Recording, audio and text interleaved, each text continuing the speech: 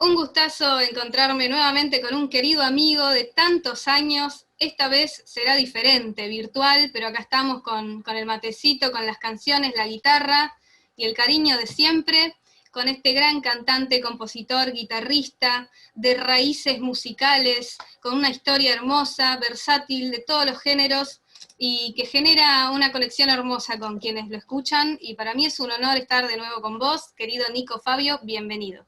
El placer es mío, te agradezco a vos, a tu mamá, que le mando un abrazo enorme, a Susana, por siempre la buena onda que han tenido conmigo y que tienen con los músicos, con todos los colegas en general.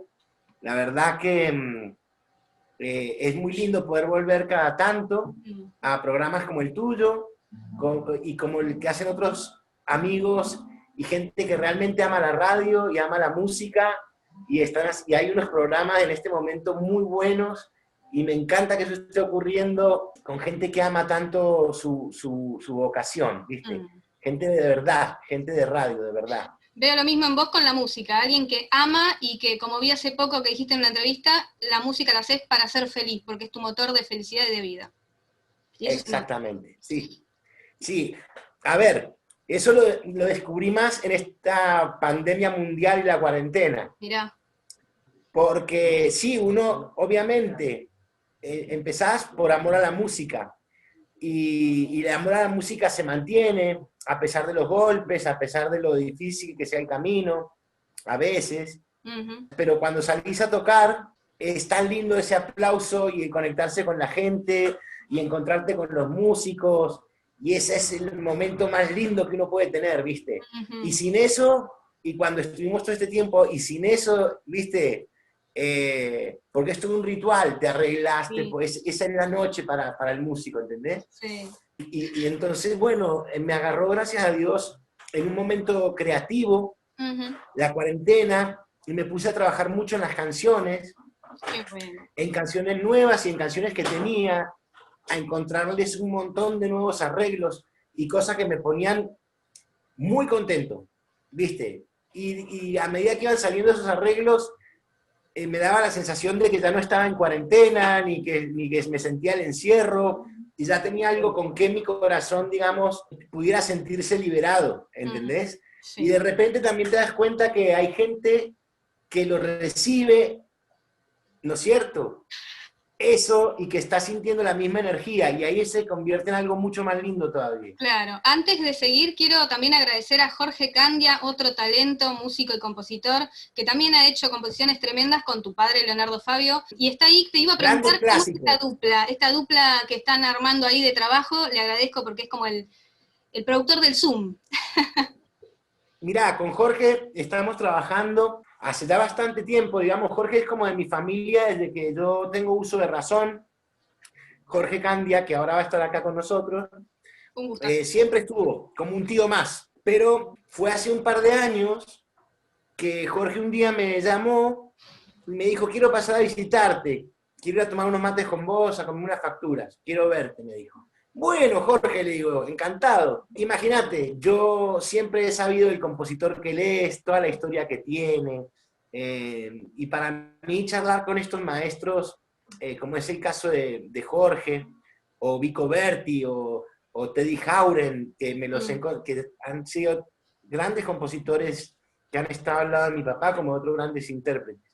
Entonces es todo un placer para mí. Pero cuando llegó Jorge esa mañana a mi casa, le dije, Jorge, ¿cómo te conociste vos con mi papá? O sea, empezamos a charlar y se me ocurrió la pregunta y dije, algo que nunca te pregunté, ¿cómo se conocieron mi papá y vos? Y él me contó una historia que realmente te digo que es, yo se la voy a contar a Jorge, siempre ya me mira con cara, porque es una historia que parece una película de Cantinflas. Es una historia que parece una película de Cantinflas. Y yo cuando Jorge me contó esa historia, entendí por qué tantos años de amistad y entendí quién era Jorge. Y le dije, Jorge, yo quiero ser tu amigo. A partir de ese día lo empecé a llamar y íbamos juntos a todos lados y cuando había algún festival o algo, Jorge, vamos. Bueno, y yo siempre digo que Jorge es un Rolling Stone por la manera que él tiene de vivir la vida. Por la manera que él tiene de vivir a pleno la vida y también porque pertenece como a esa gesta de compositores que han hecho grandes clásicos y que tienen una varita mágica popular de lo que le da el sentido popular a las canciones. Sí. Las tuvo con canciones como Oh mi Carolina, como No juegues más, que son... Claro, entonces, clásicos que nadie no conoce. esa varita mágica que trasciende los tiempos, y ahora ha estado haciendo unas letras hermosísimas que mantienen ese estilo clásico, ¿no es cierto? Y es bastante folk, digamos, lo que ha venido haciendo. Entonces, con más razón yo le digo que es un Rolling Stone. Entonces vamos a hacer un tema acá con el maestro Jorge Candia. A ver, ¿qué pase? Bienvenido. Yo ya lo vi, pero que lo vea la gente. Acá se los presento. Están los dos luqueados como si estuvieran en un escenario. Me encanta, los felicito. Porque... Exactamente. Porque ahora también tenemos una audiencia vía Zoom con el club de fans de mi papá en Colombia, donde obviamente a Jorge lo quieren muchísimo, y precisamente vamos a hacer para ellos una canción, un clásico que es Oh mi Carolina. Claro. Así que bueno, estamos siempre listos porque amamos el escenario, siempre. Antes de que cantes el tema, le quiero preguntar a Jorge también cómo vive esta unión actual, ya que está en cámara con el querido... Ay, ¿qué te parece? ¿Cómo voy a vivir, Julieta? Con mucha alegría, porque tengo al hijo de Leonardo, que fue mi amigo, porque sigue siendo a través de las canciones, aunque no lo creas, con el club de fans y toda la gente que está cantando temas de Leonardo en todos los países. Que vamos a hacer este homenaje justamente juntos. Y es bárbaro porque, ya sabes, es como un hijo. Para mí le digo, porque yo tengo más años que él. Buena dupla, ¿eh?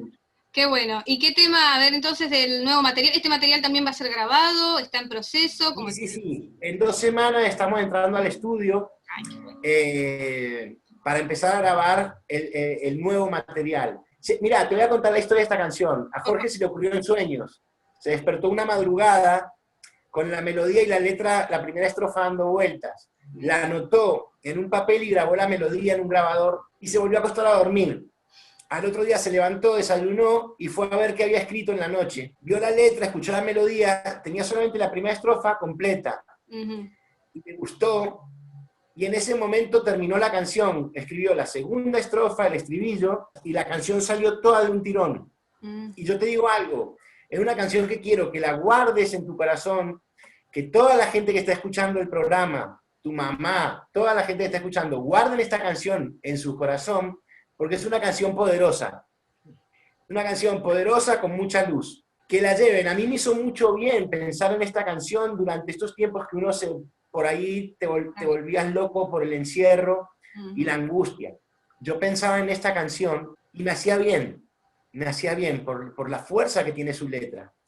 Por eso una parte, como te decía, me muestra la canción, digo, Jorge, esto hay que hacerlo, le dimos una onda más folk, y Jorge la comparte conmigo en su autoría porque él es muy bondadoso y es muy bueno y me quiere mucho. A mí me hace feliz ser parte con él para estar juntos en esta canción. Pero le agregué mi pincelada y le puse como un Rolling Stone, y un Rolling Stone es por este maestro que tengo aquí al lado mío. Qué hermoso. Esta canción se llama Mi amiga Suerte y dice así.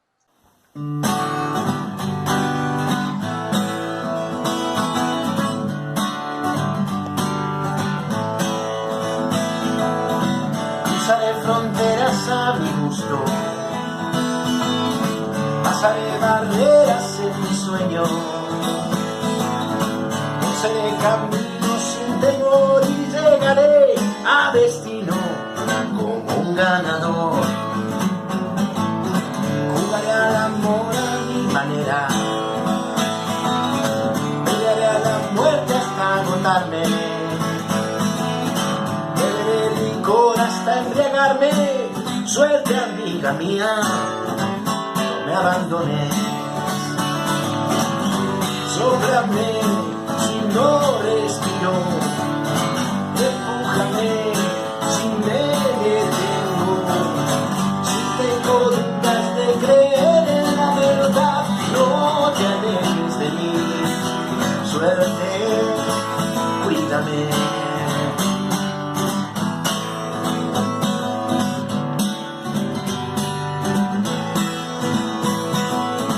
Cruzaré fronteras a mi gusto,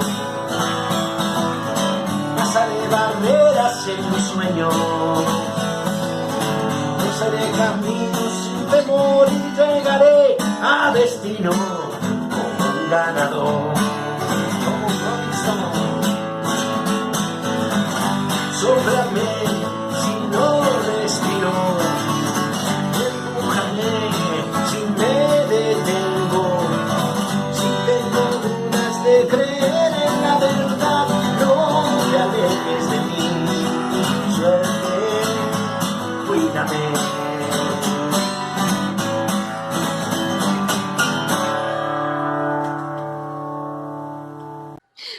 Bravo. Ahora la grabamos. Yo igual te voy a... Julieta, Sí, diga. se ve que me quiere. Igual le tenés que hacer Sí. una nota a Jorge Candia para que te cuente en la nota cómo se conocieron con mi Me parece papá. que estaría Y buenísimo. eso te hace todo el programa. Sí. Después arreglamos y hacemos otra nota para que cuente toda la historia. Me parece perfecto. Nos Genial. estamos tomando una foto. Estamos haciendo una foto también nosotros. Toda la producción. Muy bien, muy bien. Quiero ver el material grabado, así que qué bueno que ahora se puede volver a hacer estas cosas que bueno, el músico estuvo varado por varios meses y no podía grabar, no podía hacer nada, y ahora de a poquito, ¿viste?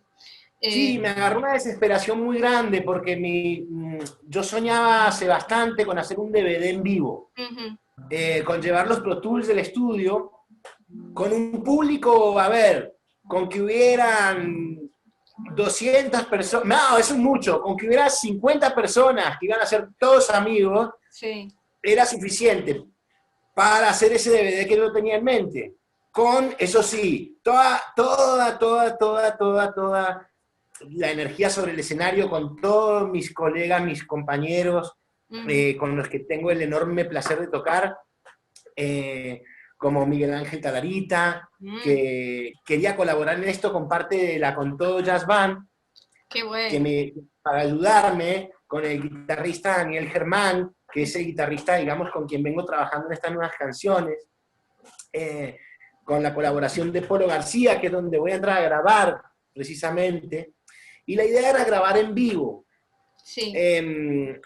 Estas nuevas canciones, grabarlas directamente en vivo, porque estuve viendo muchos documentales, mira, hoy es el cumpleaños de John Lennon, Sí. y estuve viendo muchos documentales de los Beatles, y estuve viendo documentales de Bob Dylan en estos tiempos. Me vi la película Prisionero del Rock and Roll de Elvis Presley, es una belleza total, y me encantó la manera que esta gente grababa en vivo. Tiene otra esencia. Grababan en vivo. Y me encanta eso. Y decía yo inclusive que si, o sea, que quería dejarlo incluso un poquito, aunque sonara un poco desprolijo en algún momento, quería eso, yo quería eso. Sí. Y al ver que se demoraba todo más y todo más, empecé a decir, no, pero ¿cuándo? No, tampoco quiero hacer un DVD en vivo con todo el público con barbijo, porque ya se pierde todo romanticismo. Sí. ¿Entendés? Sí. Todo el mundo con máscara de gas, escuchándome cantar. No. ¿Te imaginás? Qué Claro. fe. En la época de la Guerra de la Galaxia. Es una cosa muy loca, pero entonces eso lo postergás y ahora haces este nuevo proyecto de entrar al estudio y grabar con este nuevo compañero. Al estudio. Ya habrá tiempo para lo otro, Claro. si Dios quiere. Pero dije, no, voy a entrar a grabarlo en el estudio, estas nuevas versiones. Y después las haremos en vivo, en un DVD. Pero me había entrado a angustiar muchísimo por el tema de pensar en el tiempo, ¿no es cierto? Porque no es solamente decir que pasa la cuarentena, pasa la pandemia y salimos y vamos a tocar al otro día. Claro. Sino que, imagínate, están todas las fechas suspendidas que quedaron suspendidas. Teníamos un par de posibilidades, sí, de puertas de lugares donde vamos a ir a tocar una vez que esto termine, y eso ya es parte de otro gran amigo nuestro, que es parte también de este barco, digamos, que es mi amigo Cacho Luna. Ah, mira. Que el hombre se está moviendo y él ha hecho unos festivales muy lindos donde yo he participado y han participado muchos artistas, y pensamos seguirlo haciendo, y él ha tenido este encuentro de lugares donde sabemos que cuando todo esto termine vamos a ir a tocar en vivo. Vos estuviste hablando de tocar en vivo y de festivales, en el Festival de La Paz, ahí en tu tierra, ¿no? En Mendoza, y también se inauguró a principios de año eso fue una belleza. El mural de... Eso fue una todo. experiencia muy grande, una experiencia enorme, porque un público de 30.000 personas. Qué hermoso. Uh-huh. Y también fue la inauguración del mural ahí en Las Catitas, ¿no? En Las Catitas. Y ahí nomás, a media hora, 40 minutos de Las Catitas, queda La Paz. Entonces fue todo un fin de semana que se revolucionó en las catitas todo el mundo. Allá hay unos músicos muy buenos. Allá se está gestando una movida de rock. Ujú. Y los músicos de Mendoza tienen digamos, son todos cuyanos, jóvenes. Entonces tienen toda esa raíz cuyana, pero también tienen toda la influencia de bandas como Metallica, del rock, tanto del rock nacional como del rock de afuera, Sí. en fin. Y se genera algo muy, muy lindo. Una tonada cuyana, tal cual es, te toca un tema de, no sé, de Pink Floyd, de Charly García o de Metallica, y de repente esa se mixtura también en lo que están haciendo muchos chicos allá. Y bueno, y di con una gente muy bella porque mi primo, que es el baterista del proyecto con el que estamos trabajando, es de Las Catitas. Y es Maxi Rodríguez, ¿no es cierto? Y él está acá en Buenos Aires. Y él vino especialmente a Buenos Aires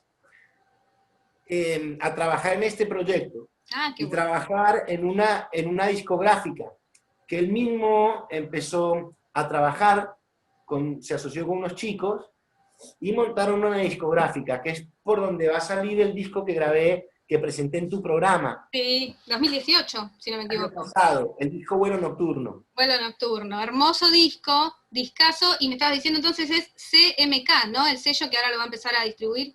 Sí, CMK, y la verdad que estoy muy contento porque van a hacer todo ese disco, bueno, lo grabamos en el estudio donde empiezo a grabar nuevamente, en el estudio de Polo García. Sí.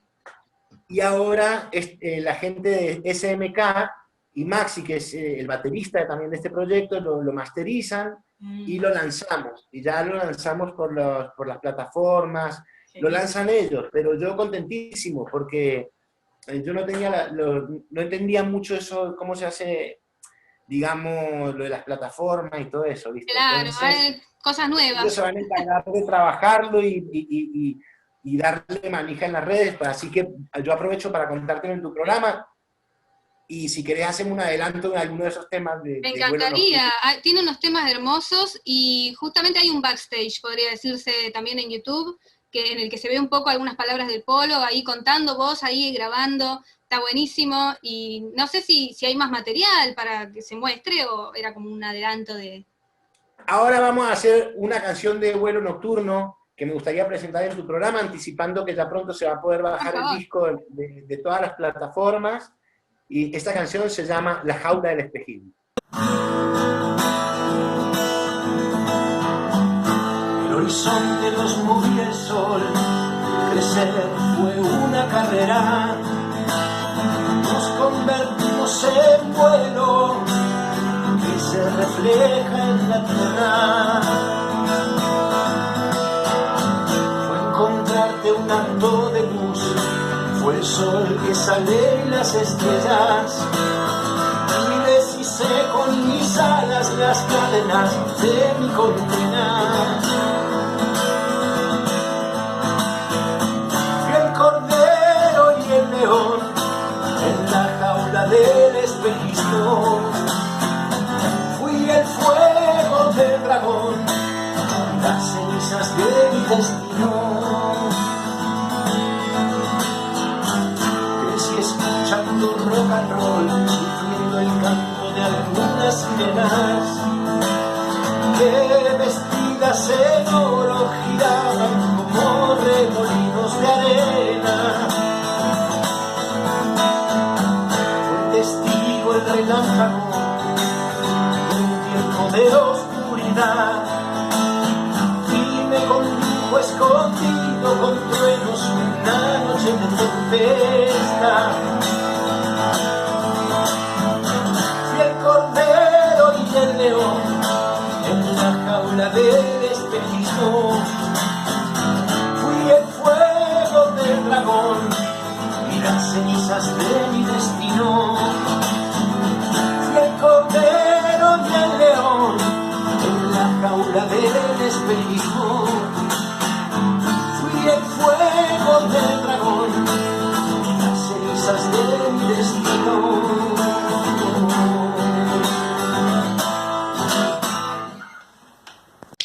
Bravo, Bravo, hermoso. Todos los temas de este disco a mí me parecen hermosos.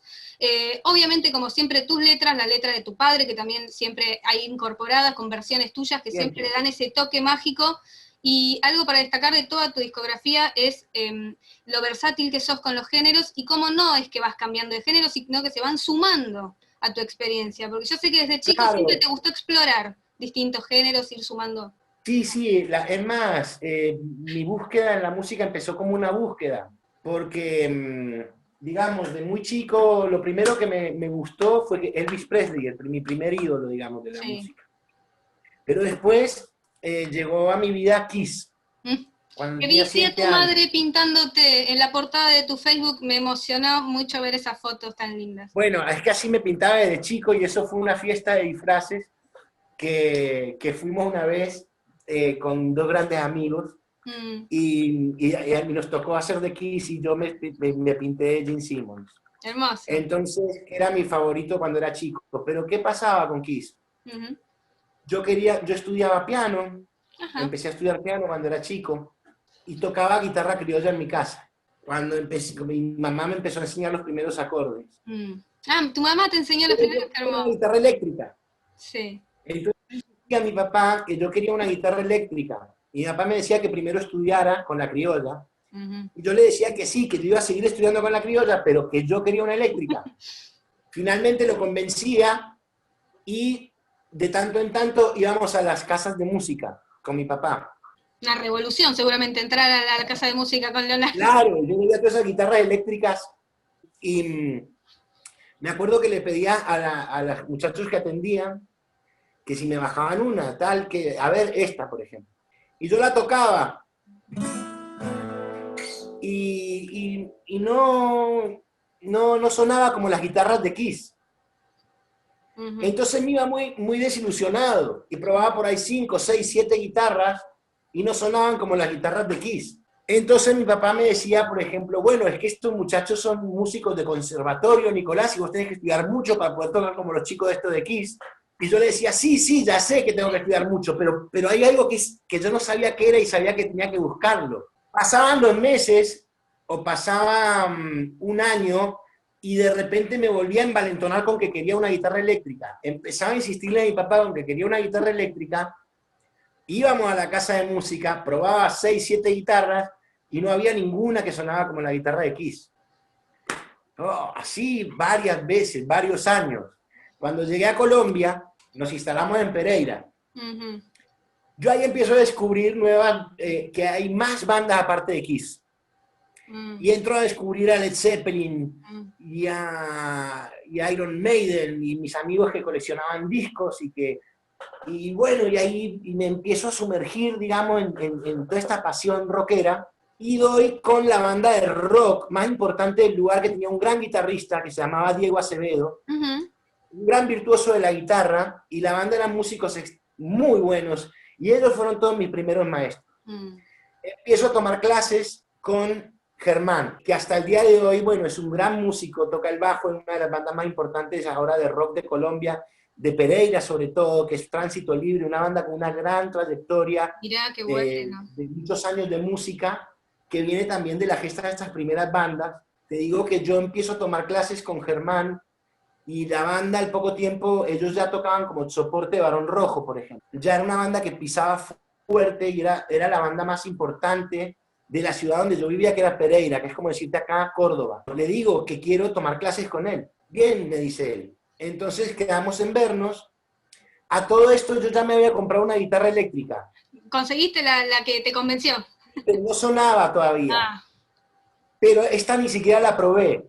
Claro, pues si no lo comprabas. No la probé. Vinimos acá a Buenos Aires, unas vacaciones, a visitar a mis abuelos, y entré y vi una guitarra que tenía forma de Explorer, le dicen, ¿viste? Que son como una especie de, como en rayos. Sí.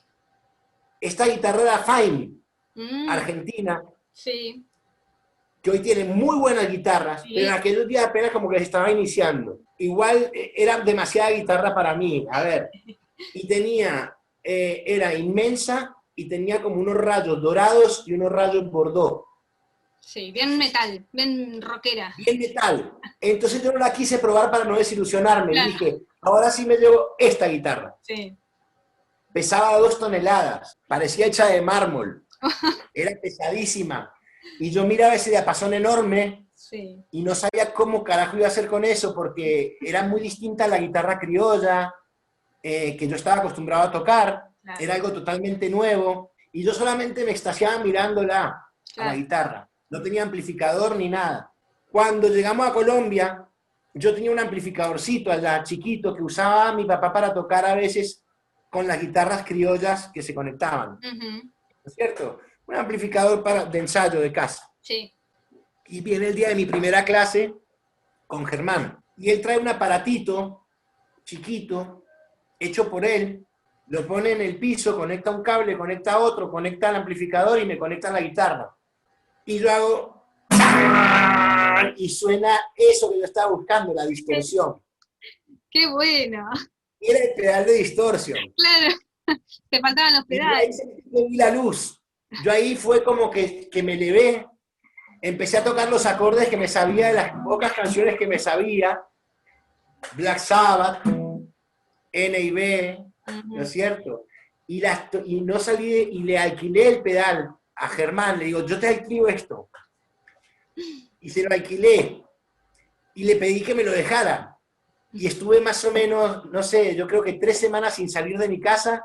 Tenía un amiguito que también había empezado a juguetear con la guitarra eléctrica y los dos nos encerramos en mi pieza a tocar N.I.B., Black Sabbath o Iron Man.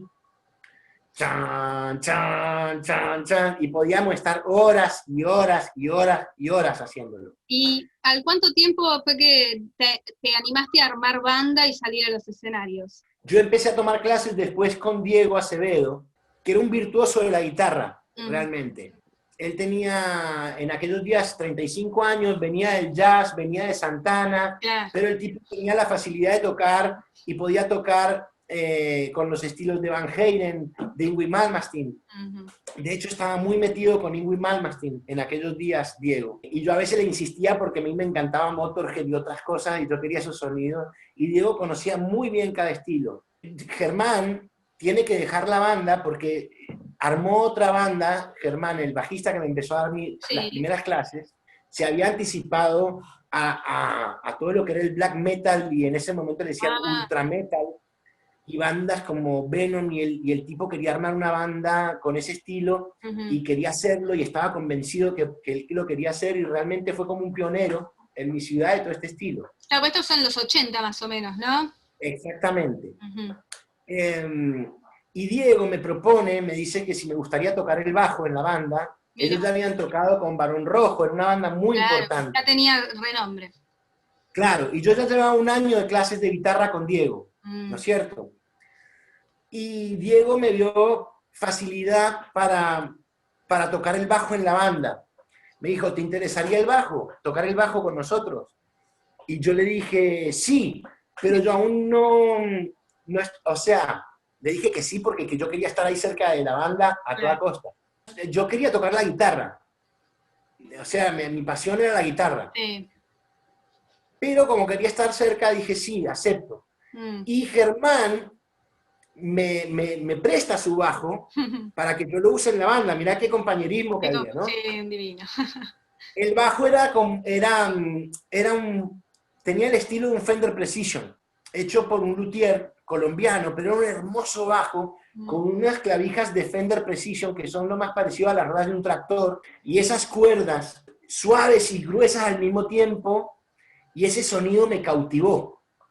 Y ahí me enamoré del bajo. Bien. Y ahí ya empecé a escuchar bajistas y a encontrar todo un mundo nuevo dentro del bajo. Entonces, así entré yo a tocar con la banda más importante de mi ciudad en aquellos días, que había tocado con Barón Rojo, que metía mucha gente en el Polideportivo de Pereira, aproximadamente 3.000, 4.000, 5.000 personas iban a esos shows. Sí, qué bueno. Y no tenían disco.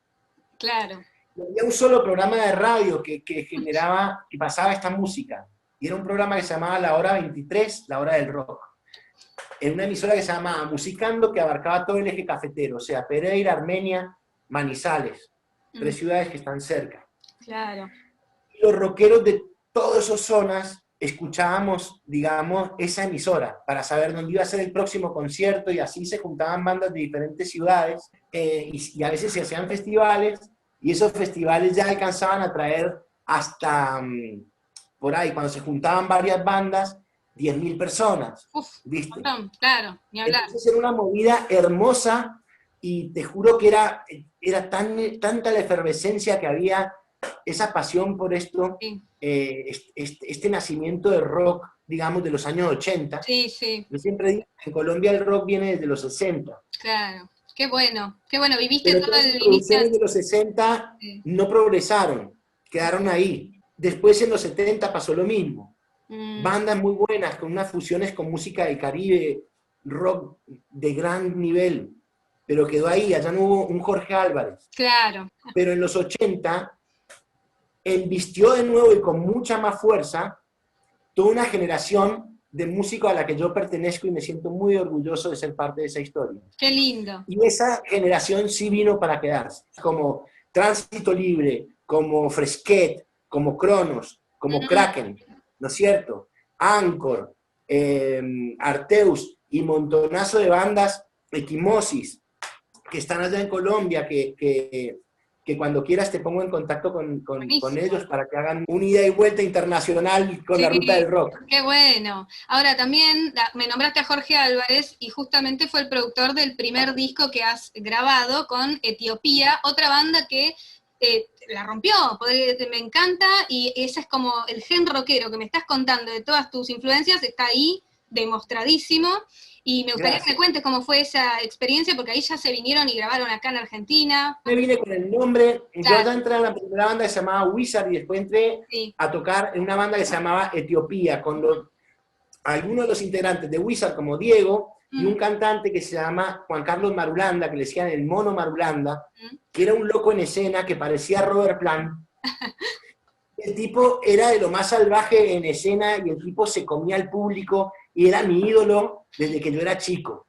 Era un loco que se subía con unas calzas rosas al escenario, con unas botas de motocross, y después de un concierto y con una bata de seda china, se exorcizaba en ese escenario, y por ahí al otro día terminaba en las puertas de la iglesia dormido, en la catedral del centro, con las botas de motocross puestas y la truza rosa. Sí. Entonces era alguien para mí, y es un tipo de gran talento que hasta el día de hoy hace música, que te juro que yo conocí a Geniol, ¿viste? Ah, sí, otro hermoso personaje. Y le conté, yo en Colombia conozco un loco que parece que fue el hermano de Luca Prodan, y es este chico que yo te digo, es Juan Carlos Marulanda, el Mono Marulanda, que hoy por hoy compone, ha evolucionado muchísimo en sus canciones, y escribe unas canciones bellísimas. Y le mostré inclusive una foto, porque también es pelado así, y es rubión, y le dije, este loco parece un hermano gemelo, te lo juro, porque escribe canciones con un estilo como las de Luca, te lo digo de todo corazón. Y él no ha escuchado Sumo. Le contaba eso a Geniol, como decirle, mira, hay un alma gemela de Luca que vive en Colombia y se llama Juan Carlos Marulanda, y ese era mi ídolo. Y hasta el día de hoy es un tipo que yo admiro y respeto muchísimo artísticamente. ¿Y llegaste a tocar con él entonces? Claro, cumplí otro sueño, tocar con el Mono Marulanda. Era como para mí era como tocar con Roger Daltrey. Sí. Y aparte el tipo generaba que viniera un montón de gente a los conciertos. Claro. Y se elegía como un ícono de rock and roll real y legítimo, sin una producción atrás que te lo esté vendiendo. O sea, era ese espíritu de rock and roll que yo viví en esos años, y que realmente fue tan fantástico para mí, fue algo tan bello que yo siempre lo recuerdo, siempre lo recordaré. Qué lindo. Y siempre me gusta mencionar a mis compañeros, porque entonces de ahí me vine a Argentina con mi familia. Ya mi papá venía a filmar Gatica, había vuelto la democracia. Claro, ya podían volver, porque bueno, en todo ese... Ya podíamos volver. Y así fue que, bueno, llegué a la Argentina, me encontré con muy buenos amigos, músicos, que me abrieron las puertas y Pero bueno, fue difícil. Buenos Aires me pegó muy duro, ¿no es cierto? Pero bueno, di con los músicos para crear una nueva banda aquí, y en esos días, bueno, yo andaba llevando demos y cosas a donde fuera, que hubiera una oficina de producción, que me decía, mira, acá hay una productora, lleva tu demo. Bueno, yo iba y llevaba, Claro. ¿viste? Yo iba haciendo mis cosas, y finalmente di en una productora que el tipo me dijo, mira, en este momento no estamos produciendo. Me dice, pero la semana que viene va a venir un productor de España que seguramente le va a interesar lo que vos estás haciendo. Buenísimo. Listo. Yo me fui para mi casa. El hecho es que ya no pensé más en el tema. Pero llegué a mi casa y dije que el productor de Barón Rojo iba a venir y que iba a escuchar mi música. Yo ni siquiera sabía quién era. No me dijo que se llamaba Jorge Álvarez. Claro. Yo llegué a mi casa y dije, el productor de Barón Rojo viene de España y va a escuchar mi material. ¡Guau! Todo el mundo bravo, ¿viste? Mirá. El hecho es que este señor, al cabo de 15 días, recibe un llamado de Jorge Álvarez. ¡Opa! Yo tenía una banda que habíamos grabado unos demos y después nos habíamos disuelto por algunas, qué sé yo, cuestiones del aprendizaje, ¿no es cierto? Sí. Y estaba yo sin banda. Y el tipo le habían gustado mis demos. Entonces inmediatamente me puse a buscar gente para armar una banda, porque el tipo quería escucharnos, Jorge Álvarez, y que le interesaba mucho. Y yo dije, bueno, y ahí di con músicos extraordinarios, con unos chicos que era una banda que se llamaba Piano Bar, conformada por Gustavo Novello, Diego Alcántara y Luis Burgio. En teclados, en bajo y en batería. Les digo, miren, yo tengo un productor que está por venir, y teníamos gustos en común. Nos gustaba Toto, nos gustaba Def Leppard. Yo en esa época escuchaba muchísimo Rio Speedwagon. Me encanta hasta el día de hoy, es una banda que grandes maestros para mí. Y ellos me dicen, bueno, pero si vamos a hacer este proyecto, el guitarrista tiene que ser Silvio Furmansky. Y yo digo, bien. Y entonces conozco a Silvio Furmansky, que en aquel momento Silvio ya había tocado con David Lebón, con Miguel Mateos, con un montón de nombres muy, muy importantes dentro de la música. Y es hasta el día de hoy, un músico de un sentimiento y un virtuosismo y una cosa que realmente, un guitarrista muy genial, ¿no es cierto? Y un tipo de una humildad enorme, enorme, y es un tipo que ha tocado con los más grandes guitarristas del mundo, que el mismo Steve Lukather, y esto lo vi yo en un bar en Oliverio, cuando vio tocar a Silvio, una noche estaba tocando Luis Salinas, había un montón de grandes músicos en Oliverio, y Steve Lukather le besó la mano a Silvio, y era su gran ídolo. Y Silvio, bueno, acomodó, digamos, en un montón de aspectos el sonido de la banda. A ver, tenía que lidiar conmigo, que yo era bastante cabezadura. Ahora hay un paso que diste, que me parece que estuvo muy bien, que fue lanzarte a la carrera solista y explorar todo lo demás que tenías más allá de la influencia rockera y metalera. Y te iba a consultar qué fue lo que te dio, te activó para dar ese paso. Nunca haces solo directamente, ¿no? Claro, no, pero sería. Sí, y de hecho estoy pensando que lo nuevo quiero lanzarlo con el nombre de una banda. Pero no Nico Fabio y, claro, sino una banda, donde yo sea el cantante y el guitarrista, sí, digamos. Estoy trabajando muy en comunión con la gente que estamos trabajando. Sí. Y me pasó algo, el disco había salido por Polygram. Sí. Yo me había perdido mucho yo como persona, había perdido mi eje yo en esos días. ¿No es cierto? Había perdido mi eje, mi coherencia, había perdido mi esencia. Doy gracias a Dios de que la banda no tuvo, digamos, una repercusión masiva, ¿no es cierto? Sonamos en la radio, ahí estuvimos en los charts, todo, pero bueno, había tanto descontrol atrás que la cosa no fue para más, y doy gracias a Dios, porque para mí hubiera sido fatal. ¿Qué me baja a mí a tierra, digamos? En un momento dado, vinieron a la Argentina Robert Plant y Jimmy Page. Alguien de la discográfica me dice, ¿querés conocer a Jimmy Page? Y le digo, claro que quiero conocer a Jimmy Page. ¿Qué tengo que hacer? Me dice, conseguí un juego de cuerdas de bronce de 12 cuerdas que necesita Jimmy Page y traerlo corriendo al Hotel Hyatt. Claro. Salí corriendo, llevé el coso al Hotel Hyatt, las cuerdas, que mi novia en aquel momento salió corriendo a conseguirlas y encontró un lugar abierto y yo salí, me dio las cuerdas y salí corriendo para el hotel. Qué bien, hiciste de plomo. Y me quedé en la puerta del Hotel Hyatt con las cuerdas en la mano hasta que apareció una combi y vi a Robert Plant y a Jimmy Page. Uf. Y le mostré a Jimmy Page las cuerdas. Y Jimmy Page me hacía así desde la ventana y yo me quedé a ver, yo la película, la canción es la misma, me la habré visto, no sé, miles y miles de veces, y el primer disco de Led Zeppelin, cuando lo escuché, que es Led Zeppelin 1, que me lo regaló un amigo, porque a él no le había gustado, y me dijo, tengo un cassette de Led Zeppelin, si te gusta, yo te lo regalo. Dale, le digo. Entonces me dice, pasate por mi casa, lo escuchás, si te gusta, es tuyo. Bien, me dejó solo en una habitación, con el equipo, puse el primer cassette de Led Zeppelin, y se me abrió como un mundo nuevo, un universo nuevo, y dije, ¿qué es esto? Claro. Y me volví loco, y me enamoré de ese sonido y de esa música, y dije, ¿qué es esto? Ya empieza con esas notas mágicas de Bach. Cuando lo estuve enfrente mío a Robert Plant y a Jimmy Page, quedé como paralizado. Quedé paralizado. Y me encantó porque los tipos eran los que yo había visto en la película. Más veteranos, pero con esa misma energía. Sí. Jimmy Page venía con un carnero como hecho de espejos y piedras que había comprado en San Telmo. Y yo le miro así la artesanía y lo miro a los ojos como diciendo, no podía ser de otra manera. O sea, no me imaginaba a Jimmy Page viniendo a ver con, no sé, un horno microondas, ¿entendés? Pues, tenía que, claro, el tipo tenía esa artesanía y era ese mago hechicero que yo vi con ese pantalón y esas lunas y esas estrellas y esos dragones. Hermoso. ¿Y eso que te activó como a...? Y me preguntaron si no quería, me dice, ¿no querés que le demos el disco de Etiopía a Page y a Plant? Uf.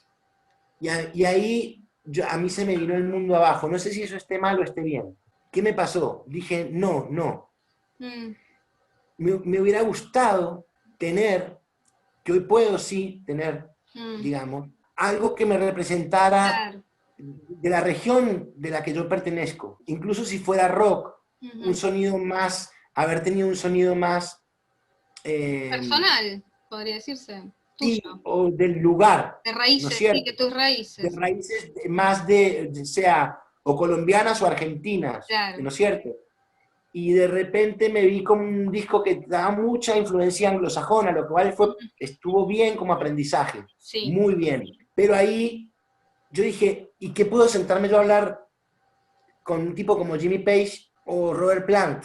De qué puedo hablarle, a ver, qué puedo aportar yo en esa charla. Y se me vino el mundo abajo. Y ahí entonces entré a buscar y me encontré con los músicos del candombe y me encontré con un montón de otras cosas que después sí me tocó por ahí con músicos de otros países y yo podía mostrarles algo que tenía que ver, digamos, pinta tu aldea y pintarás el mundo, ¿no es cierto? Sí, sí, se reentiende lo que decís, está buenísimo, me parece muy maduro igual tu pensamiento de ese momento de, no, tengo que tener algo distinto para mostrar y no ir corriendo al que adora. Exacto.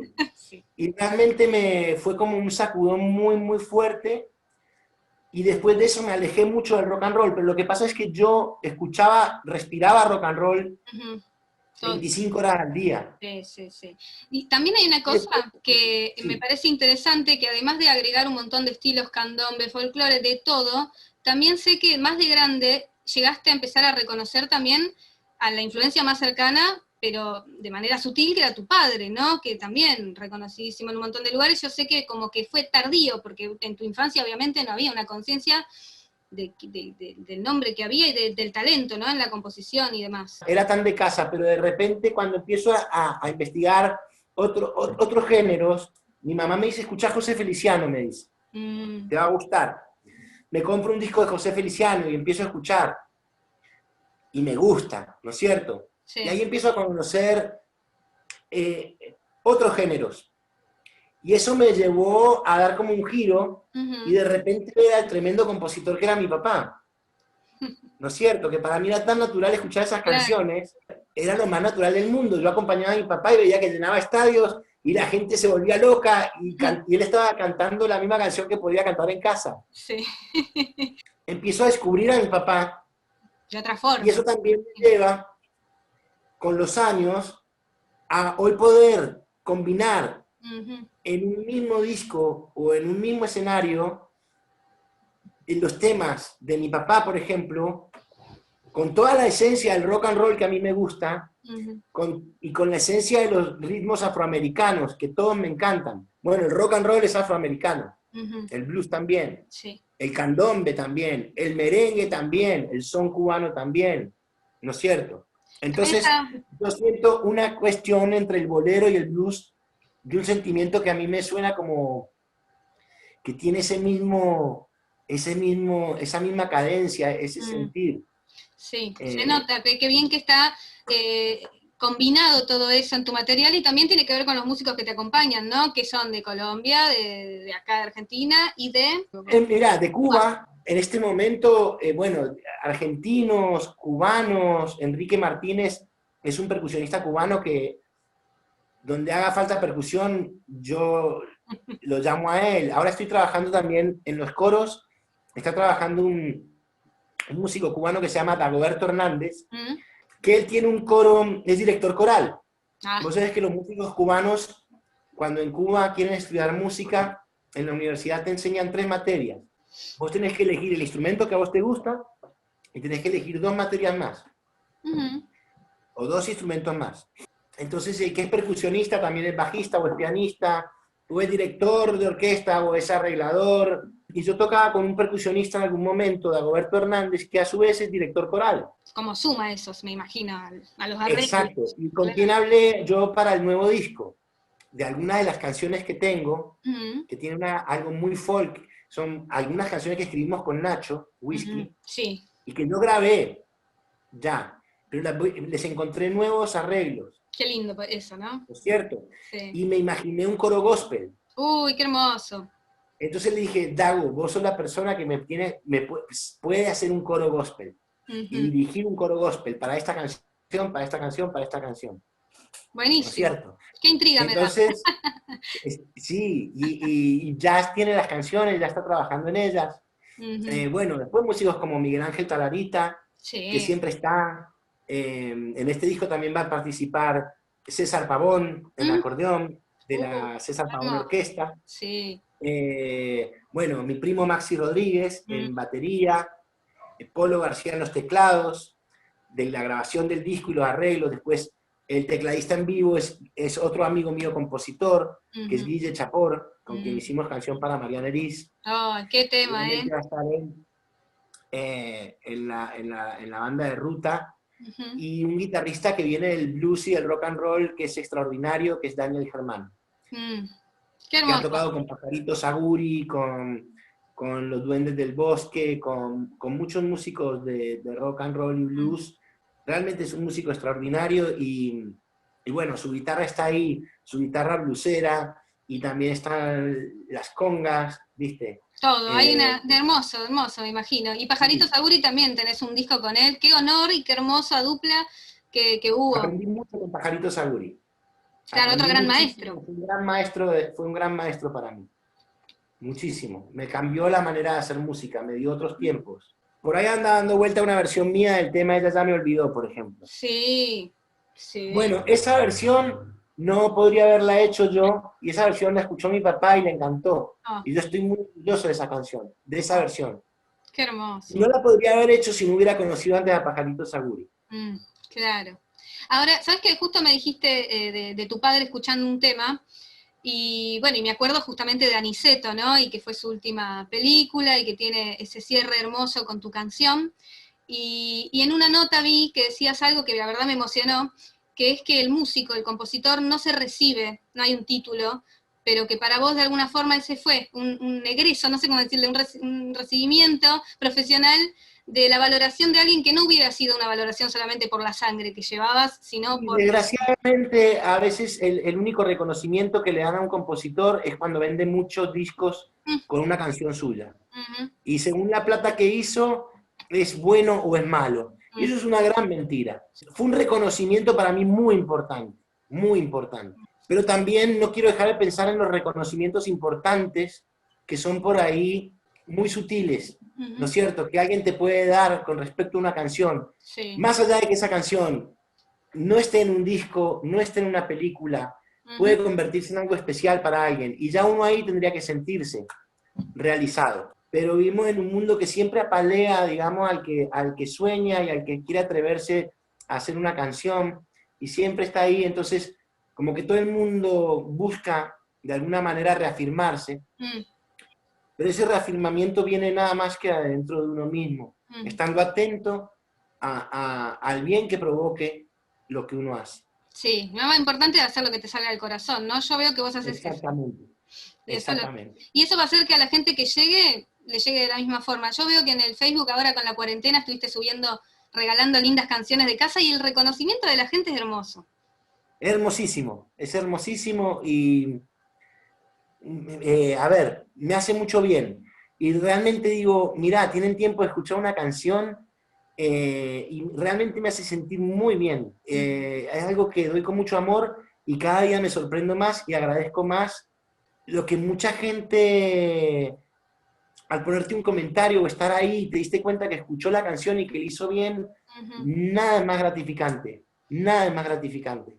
¿Viste? Sí. Nada es más gratificante realmente. Sí, la verdad que sí, se nota que en todo este tiempo, yo lo he vivido en persona, por ejemplo, cuando tocaste en el auditorio Leonardo Fabio en la biblioteca, la gente, la energía que generaba, el agradecimiento que se notaba que había hacia tu música, y yo mismo también te digo lo mismo como público, me parece admirable lo que haces, tenés una voz increíble, unas composiciones hermosas, Gracias. Y ojalá que sigan saliendo canciones nuevas, me da mucha intriga este disco, que va a salir. Sí, esto nuevo que vamos a hacer, estoy muy contento, hay muchas canciones, a ver, que maduraron, con unas nuevas versiones de canciones que son muy especiales para mí. A ver, una de ellas es Colibrí. Fue la primera canción que escribí con Nacho Whisky. Ah, mira. Esa canción ya me ha dado a mí tremendas satisfacciones. Esa canción, mis padres, cuando la tarde primera que yo me reuní con Nacho Whisky, estaban en mi casa expectantes, porque Nico se había ido a reunir con este poeta, y yo había salido muy contento. Entonces estaban mi papá y mi mamá, estaban en la cocina de casa tomando mate, cuando yo llegué, y estaban expectantes. Y Nico, ¿cómo te fue con el poeta?, me dice mi papá. Yo dije, bárbaro, ¿hicieron algo? Sí, le digo. Para mí era algo nuevo, cuando conocí a Nacho Whisky. Claro. ¿Cuánto ha pasado? De repente yo venía escribiendo letras, sí. Por ahí me había fijado en la parte más banal de las letras de rock, digamos. En la parte más banal de lo que veía, no sé, en una época. Aunque no hay nada banal en la música, en la poesía, aunque a veces lo parezca. Siempre tiene un contenido de algo. La música nunca nos deja pie. Nunca. Pero de repente me di con palabras como colibrí. Que habrá en el nido un corazón de colibrí. Cuando escribimos, yo llego con una melodía y Nacho empieza a escribir esta poesía, y para mí era algo totalmente nuevo. No sabía bien de qué se trataba, pero me sonaba bello. Me sonaba como las canciones japonesas antiguas. Yo que venía de cantar de rock and roll y whisky, que venimos en la noche era todo lo que da, de repente me encuentro con Habrá en el nido un corazón de colibrí sin estación, y dije, ¿y esto? Nacho también fue alguien que me impactó fuertemente, porque era un tipo muy parecido, estaba como hecho de la misma madera que Bob Dylan. Entonces, era como tener un Bob Dylan al lado mío, que me sorprendía constantemente, porque un tipo de una muy brillante y de alto vuelo poético. Colibrí. Sí. Entonces, cuando me dice mi papá, a ver, ¿qué hicieron? Y saco la guitarra y les empiezo a cantar la canción. Cuando termino de cantarla, mis padres se miraron y me volvieron a mirar y como que pensaron telepáticamente y mi papá me dijo, mi mamá me dijo, Nicolás, me dijo. Y mi papá la miró y me dijo, ¿vos sabés lo que tenés ahí? Y yo dije, wow. ¿No es cierto? Y yo vi que ellos se quedaron como muy así. Sí. Con esa canción, el panadero de al lado de casa, yo había grabado el disco y se lo regalé. Y estaba muy enfermito. Y él ya sabía cuál iba a ser el final, ¿no es cierto? Norberto se llamaba este panadero.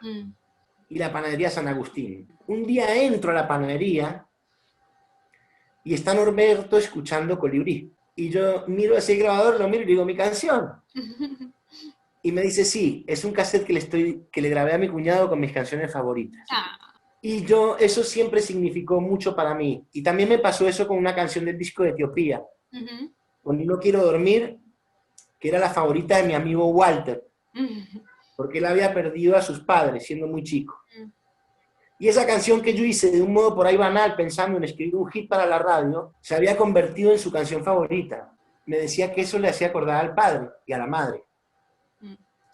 Qué importante, la música. Yo tocaba en el Café Borgoña y siempre que Walter venía a verme, yo tocaba esta canción de Etiopía, No Quiero Dormir, solo pensar en ti. Porque él venía y me pedía esa canción. Un día de tanto, Walter no vino al show y se me acerca el mozo de Café Borgoña, que le mando un beso a Jorge Villar, que seguramente está viendo esta entrevista. Y me dice, Nico, ¿vas a hacer el tema No Quiero Dormir? Y le digo, si querés lo hago. Le digo, ¿te gusta la canción? Me dice, me encanta, Nico, me dice. Y me cuenta que al igual que a mi amigo Walter, y él no sabía esto, él había perdido a sus padres, siendo muy chico. Y esa canción le hacía pensar en lo que a él le pasaba noche a noche. Mira. Entonces es una canción que yo hice de un modo por ahí, buscando que sea un hit en la radio, se convirtió en algo mucho más importante. No fue un hit en la radio, pero se convirtió en algo mucho más profundo y más bello. Sí, fue lo que tenía que ser. Estaba hecha para otra cosa. Nico, ¿querés regalar una última canción para despedirnos? ¿Qué elegiste? Bueno, y ya que estábamos hablando de este tema de Etiopía y que hablamos del disco de Etiopía, me despido con esta canción que escribimos con Silvio Furmansky, se llama No Quiero Dormir, solo pensar en ti.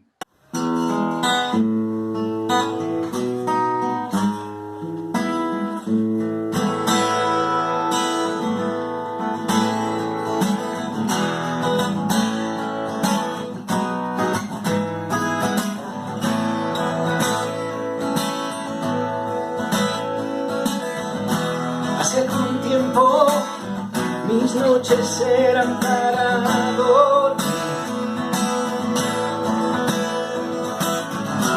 Todo ha cambiado desde el momento en que te vi. Volví a tu puerta y arrodillado frente a ti. Quiero sentir tu calor, tocarte y hacerte mía. No hay otro que te ame así, perdí el control de mi vida. Oh, no quiero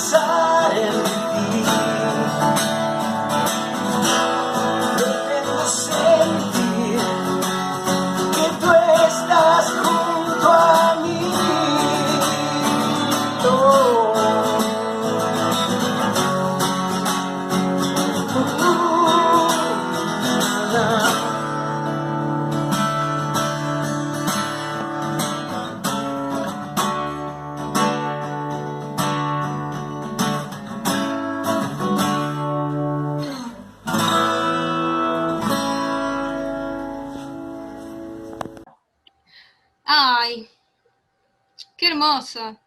Me encanta. Además de tener tu carrera hermosísima, continúas con el legado inmortal igual de tu padre, pero vos lo incentivás muy lindo con documental, con ese museo, podría decirse también, llevando sus cosas, recreando su oficina, y eso también es muy lindo. Por algo los clubes de fans quieren ese momento de conexión con vos, con Jorge, y eso está muy bueno. Sí, es muy lindo porque siempre que se hace presente el nombre de mi papá, se genera una especie de energía que yo extraño mucho, que es la energía de cuando él estaba acá. ¿No es cierto?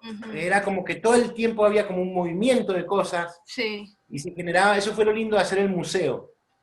O sea, que fue recrear su oficina, su lugar de trabajo. Sí.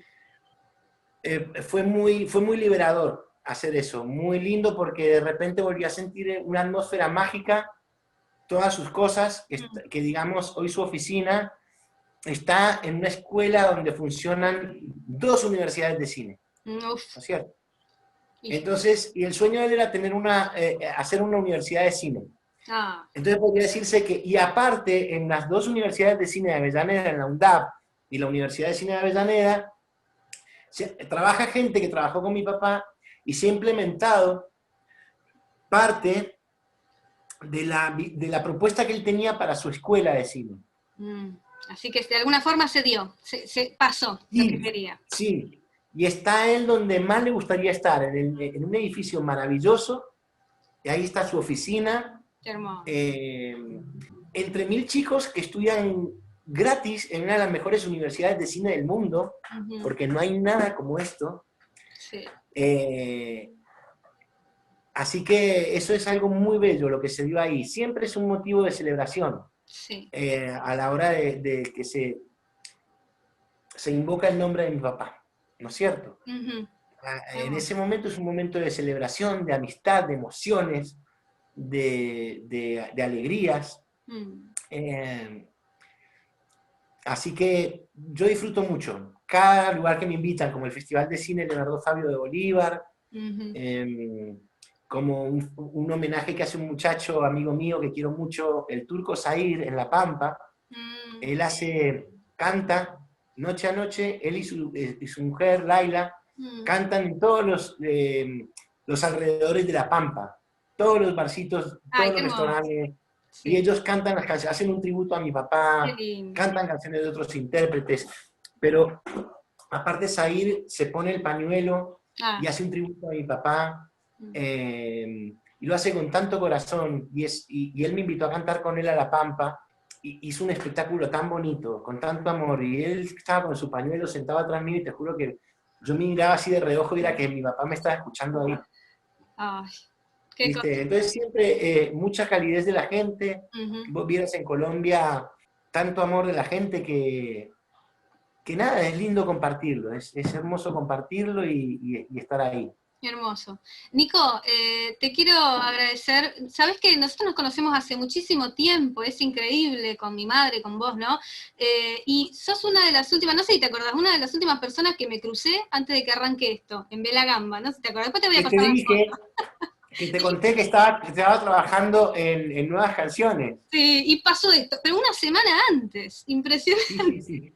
Así que por lo menos acá estamos, nos podemos seguir viendo, y ojalá que pronto pueda ser en persona, y vos sabés que nosotras hacia vos una admiración y un cariño siempre.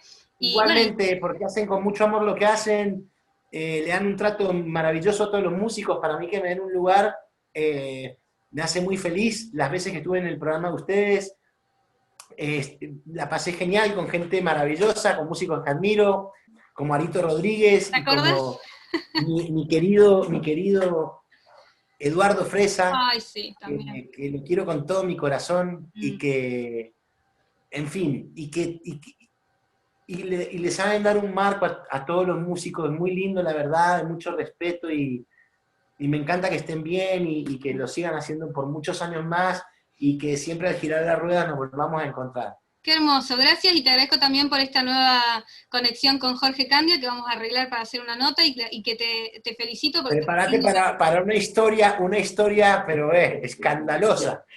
Ah, sí, bueno, Escandalosa. vos después me pasás la interna y me contás chisme y yo después... No, pobre. Bueno, gracias a ambos, muchas gracias, te quiero, te mando un abrazo y que todo te encuentre bien a los dos. Felicitaciones, dos grandes trabajadores y muchas gracias. Un beso enorme. Gracias por todo.